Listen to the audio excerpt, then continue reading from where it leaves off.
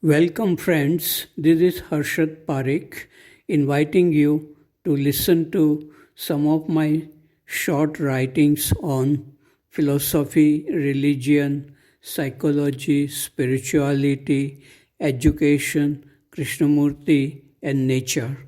I hope you have a good listening. This is audio tape number 91, article 596. It is about meditation. A guest here at the Sayadri School Study Center asked, "Do you set aside some hours every day for meditation?" I said, "No, I do not meditate like that. Meditation for me is like being in touch with our own mind. It is being awake, looking at everything as it is. Any time is meditation time." This reminded me of a friend who took me once to a place in a city where people gathered to meditate. There were about 20 people in a room. They were sitting in Padmasana with their eyes closed and meditating. It went on for 1 hour. I felt like being trapped in a cage. I wondered how these people could go on meditating like that. After the meditation hour was over, my friend and her friend were having some verbal fight. It seemed that this kind of meditation did not make them peaceful and fresh. In true meditation, we remain alert in all activities of the daily life and remain at peace. We can see clearly how thoughts are formed and how we create problems in relationship. In short, meditation is being alert to whatever is happening around us and also within us. This kind of alertness or wakefulness is ever refreshing. Article number 597. It is about a review of a book on spirituality. I read this book recently, written by Nandan Gautam, an alumni of Rishi Valley School, ISC 1989.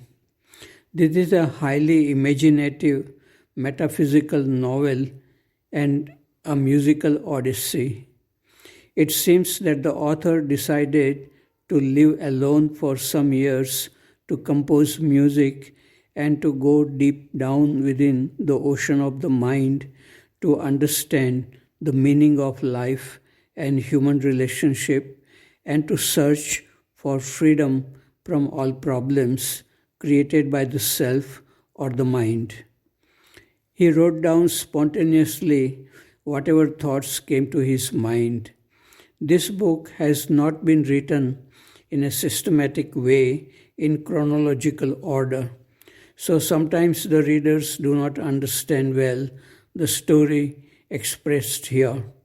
But after reading the whole book with patience, readers can understand a bit about the author's mind and the story of his life.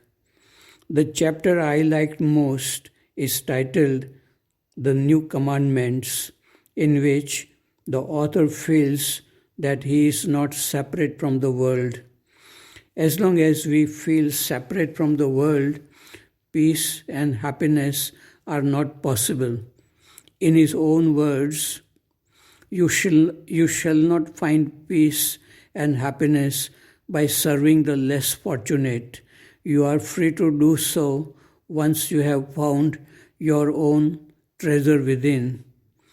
Worth reading if you have attraction for spirituality. Article number 598. It is about Rishikunda Hill. In the evening, Bodhikunda and Rishikunda hills look marvelous with their dark and clear outline against the golden horizon. Villagers walk on the main road with goats and cows. there is silence and sacredness in the valley, but our students are mostly occupied with their test, marks, future, etc. They seem unable to think and feel deeper feelings. Food, studies, sports, entertainment, and chattering. This seemed to be their life. This was written in 1985 in Rishi Valley. Article number 599. It is about violence. If some people succeed in getting what they want now through violence, their success will cause only more violence in future. Violence creates more violence. How can a mango tree grow by planting seeds of a thorny bubble tree? This is logical and easy to understand, but when the mind is full of violence and desires, logic and common sense are forgotten. That is why violence is increasing day by day in spite of people having more than their basic needs like food, clothes, and shelter. Article number 600. It is about problems of students. For a long time, I wanted to meet two students of class 8. They are well-behaved boys, but very weak in mathematics. They never came forward to discuss about their difficulties in this subject. So I went to their hostel and told them to sit with me and discuss their difficulties.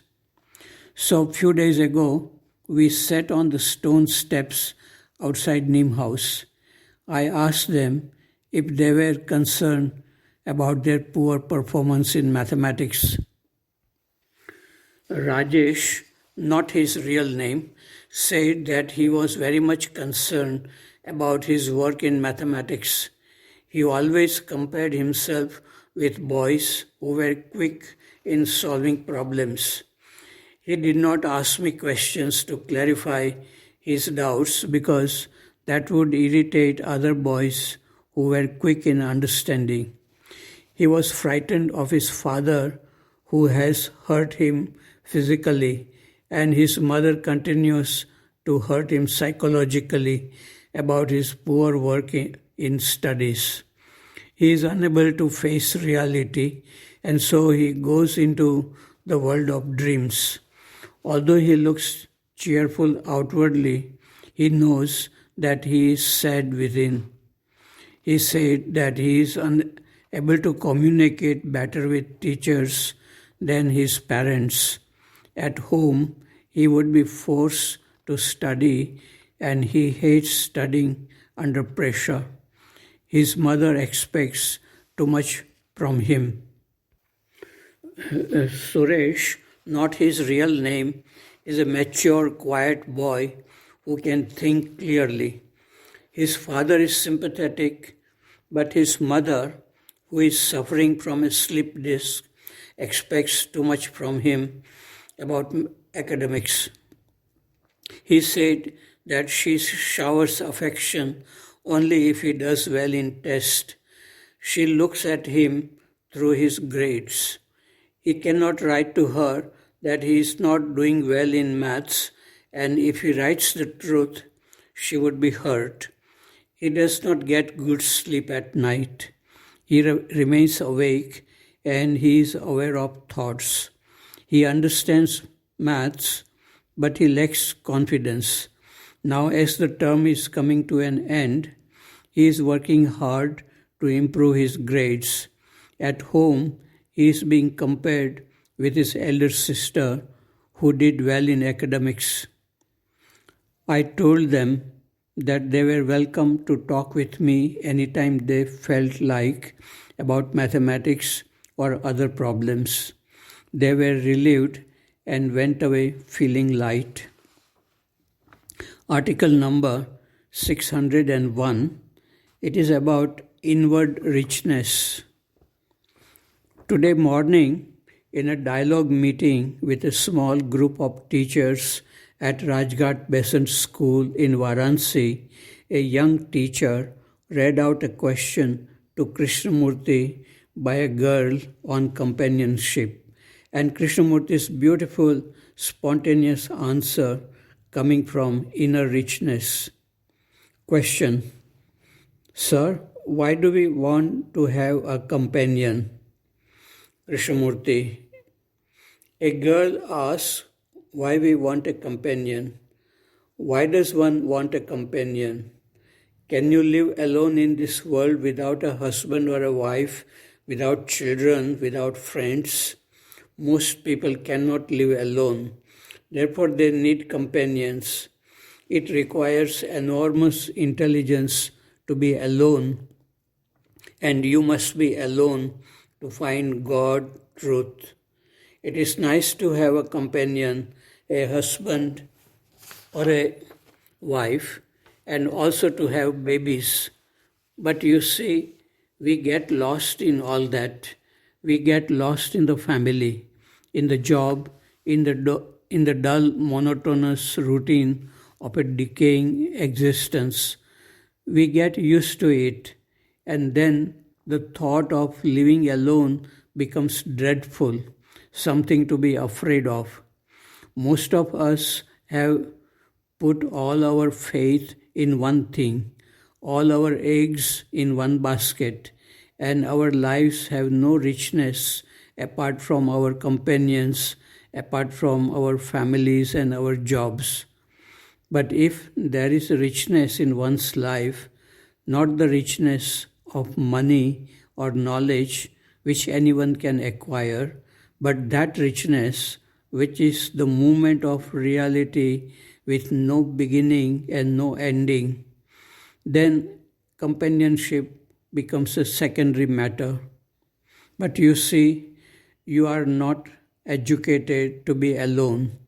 Do you ever go out for a walk by yourself?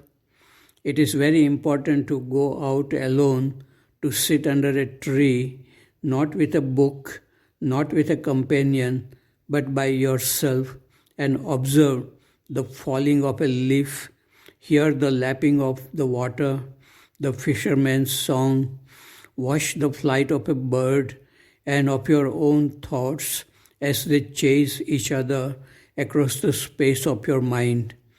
If you are able to be alone and watch these things, then you will discover extraordinary riches which no government can tax, no human agency can corrupt, and which can never be destroyed.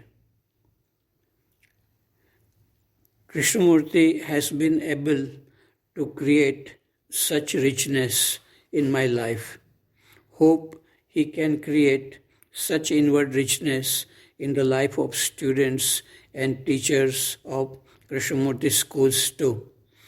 Generally, it is very frightening for most people to sit alone, be silent, and observe nature and one's own mind. The restless mind desires to occupy itself with some activity to escape from itself. Therefore, it deteriorates with age.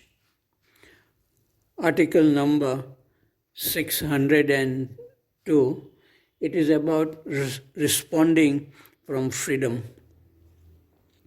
When you criticize someone, a weak person becomes emotionally defensive, a strong person becomes aggressively offensive, and a free person listens attentively and responds gently after some reflection. A free person can see things as they are.